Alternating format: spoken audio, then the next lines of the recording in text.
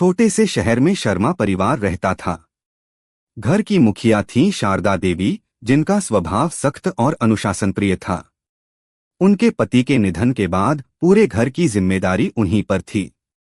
बेटे रवि की शादी जब अनन्या से हुई तो शारदा देवी को लगा कि अब घर में उनका महत्व कम हो जाएगा। इसी डर ने उनके व्यवहार में कठोरता भर दी। अनन्या पढ़ी लिखी, समझदार और संस्कारों वाली लड़की थी। शादी के बाद जब वह ससुराल आई तो उसने पूरे मन से परिवार को अपनाने की कोशिश की।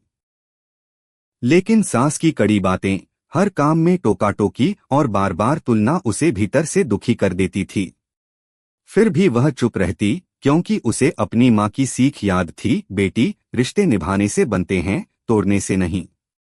शारदा देवी को लगता था कि बहू घर के काम ठीक से नहीं करती, पुराने रीति रिवाजों को नहीं समझती और आधुनिक सोच घर को बिगाड़ देगी। वे हर छोटी बात पर अनन्या को डांट देती।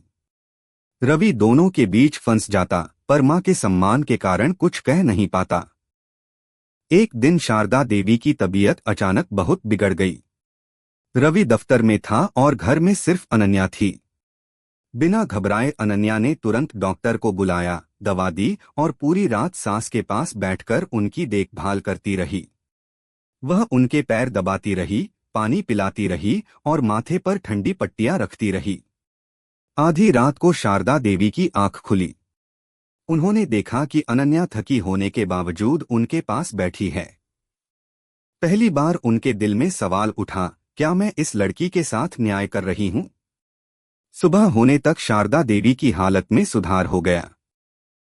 डॉक्टर ने कहा कि अगर समय पर देखभाल न होती तो स्थिति गंभीर हो सकती थी। यह सुनकर शारदा देवी की आंखें भर आईं। उन्होंने अनन्या का हाथ पकड़कर कहा, बहू, मैंने तुम्हें कभी बेटी की तरह नहीं समझा, पर तुमने मुझे मां से भी बढ़कर मान दिया। अनन्या की आंखों से आंसू बहने लगे। उसने बस इतना कहा, मां, मैं घर आई हूं तो रिश्ते निभाने ही आई हूं। उस दिन के बाद घर का माहौल बदल गया। शारदा देवी ने अनन्या को समझने की कोशिश की और अनन्या ने भी सास के अनुभवों का सम्मान करना सीख लिया। अब वह सास बहू नहीं, बल्कि मां, बेटी बन चुकी थीं। यह कहानी सिखाती है कि रिश्तों में प्यार, धैर्य और समझ हो तो हर कड़वाहट मिठास में बदल सकती है।